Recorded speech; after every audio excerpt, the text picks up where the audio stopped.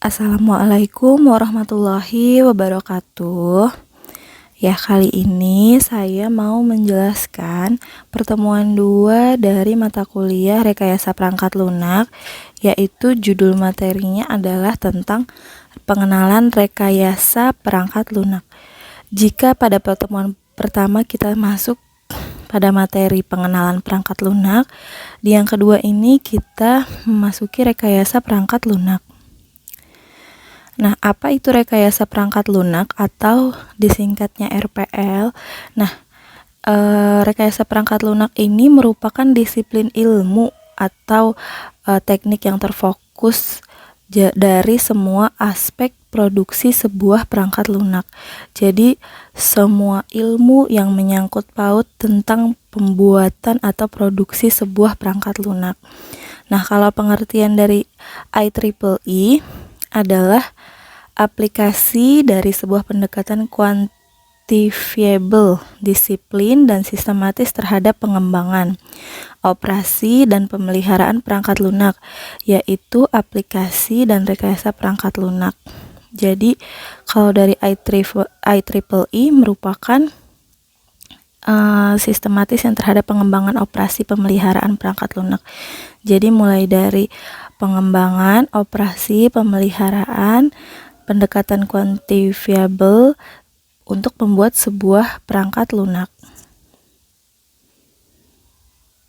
Nah, berikut ada 3 pengertian lain dari rekayasa perangkat lunak. Yang pertama, aplikasi ilmu komputer praktis, teknik manajemen, dan keterampilan lainnya seperti desain, pembangunan, pemeliharaan. Nah, semua pekerjaan itu didokumentasikan. Itulah yang disebut rekayasa perangkat lunak. Yang kedua, aplikasi metode sistematik, alat, dan teknik untuk mencapai kebutuhan atau sasaran sistem software. Yang ketiga, menggunakan teknik disiplin untuk mengurangi masalah keterlambatan pengiriman, biaya yang membengkak, dan gagal memenuhi kebutuhan persyaratan. Nah, ini bisa dibilang tujuan dari rekayasa perangkat lunak karena dengan adanya rekayasa perangkat lunak akan membuat selesainya waktu pengerjaan perangkat lunak sesuai dengan perencanaan, biaya juga sesuai dengan anggaran, dan sudah pastinya perangkat lunak yang dibuat akan memenuhi kebutuhan atau persyaratan dari user.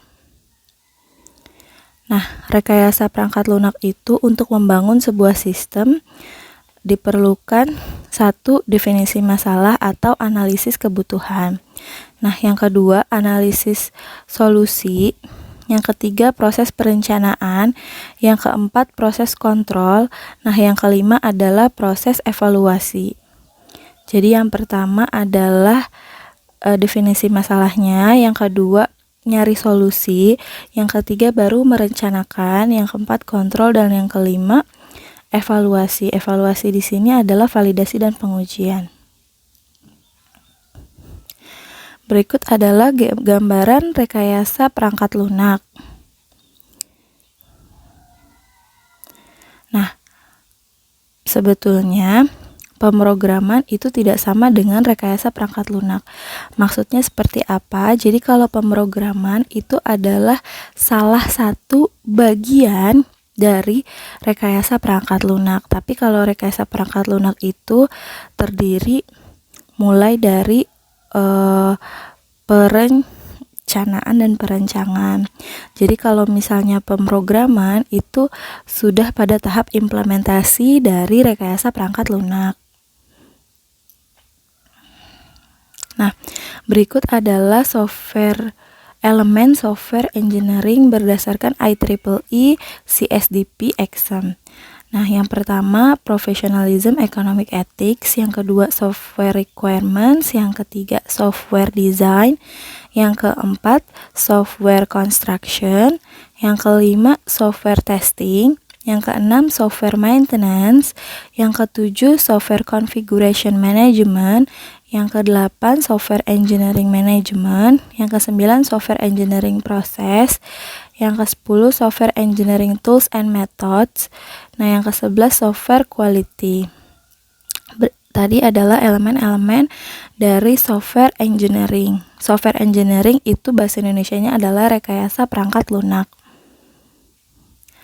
Nah, rekayasa perangkat lunak itu sendiri ada dua dari Fritz Bauer pada tahun 1969 menyatakan the establishment and use of the sound engineering principle in order to obtain economically software that is reliable and work efficiently in real machine. Jadi pembentukan dan penggunaan prinsip-prinsip rekayasa perangkat lunak itu secara ekonomis yang handal dan bekerja secara efisien pada mesin nyata. Nah, yang kedua, menurut Richard Fairley 1985, the technological and managerial discipline concerned with systematic production and maintenance of software products that are developed and modified and time within cost estimate. Jadi, kepentingan teknologi dan disiplin manajerial dan produksi sistematis dan pemeliharaan produk perangkat lunak yang dikembangkan dan dimodifikasi tepat waktu dalam perkiraan biaya. Jadi dari kedua ahli tersebut dapat disimpulkan bahwa rekayasa perangkat lunak itu merupakan suatu prinsip atau kepentingan teknologi atau disiplin ilmu yang nantinya akan membuat sebuah produk perangkat lunak yang bisa dimodifikasi dan dikembangkan, juga direncanakan dengan waktu dan biaya agar efisien dan tepat sesuai dengan kebutuhan pengguna. Nah, di sini ada ruang lingkup dari rekayasa perangkat lunak. Rekayasa perangkat lunak yaitu bahasa Inggrisnya software. Nah, ada 3. Yang pertama perangkat bantu atau tools. Nah, tools di sini dipergunakan pada proses pembangunan perangkat lunak. Yang kedua metodologi. Metodologi adalah sekumpulan metode untuk melaksanakan setiap tahap pengembangan perangkat lunak. Nah, yang ketiga prosedur. Prosedur adalah bagaimana mengolah kegiatan pengembangan atau manajemennya. Paradigma atau cara pandang rekayasa perangkat lunak. Jadi di sini ada definisi masalah, pengembangan teknis, penyatuan solusi, lalu ada status quo. Status quo itu adalah pemeliharaan. Nah, terus ada 3 model proses rekayasa perangkat lunak. Yang pertama, Classic Software Life Cycle, yang kedua model prototype, yang ketiga model RAD atau Rapid Application Development. Nah, Classic Software Life Cycle ini yang biasa digunakan, tapi ini sudah biasa digunakan karena paling mudah, tetapi juga banyak kelemahannya. Jadi, Classic Software Life Cycle ini contohnya adalah metodenya waterfall. Waterfall itu terdiri dari 5 tahap, yaitu analysis, design, coding, testing, dan maintenance. Jadi pertama analisis kebutuhan, lalu desain atau perencanaan atau perancangan, ada coding, implementasi, nah terus testing, pengujian, terakhirnya maintenance. Nah, aktivitas dalam tahapan software life cycle ini, yang pertama pengumpulan kebutuhan seluruhan sistem.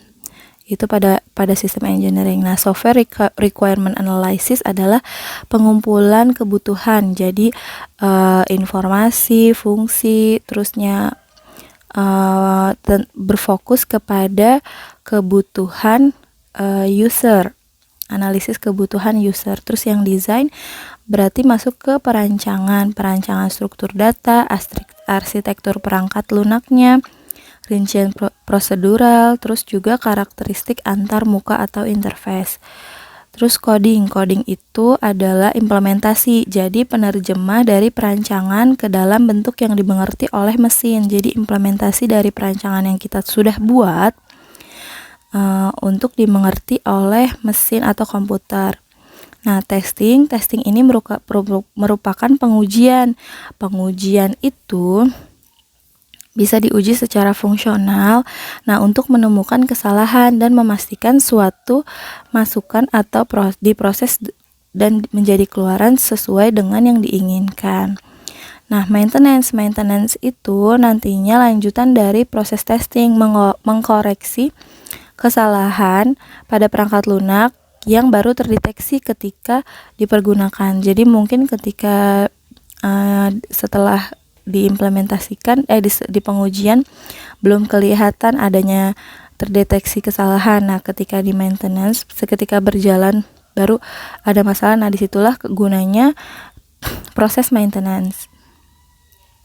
Tapi software life cycle yang bentuknya waterfall tadi atau air terjun yang kita bisa bilang SDLC, software development life cycle ini ada beberapa kelemahan. Kelemahannya tersebut ada salah satunya adalah perubahan dapat menyebabkan keraguan pada saat tim proyek berjalan.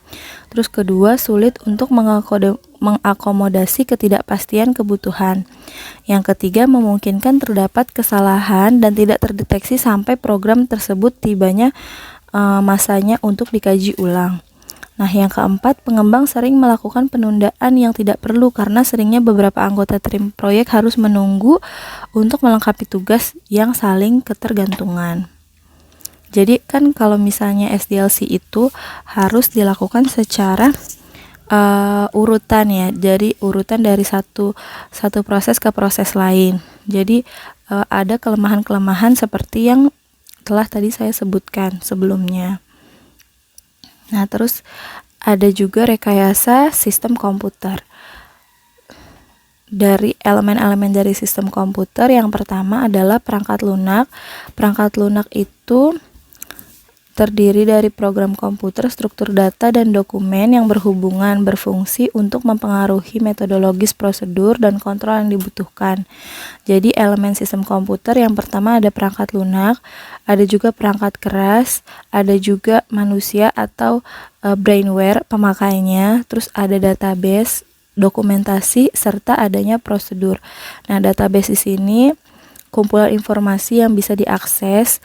Terus dokumentasi ini adalah manual, formulir, informasi deskriptif lainnya yang menggambarkan penggunaan pengoperasian sistem.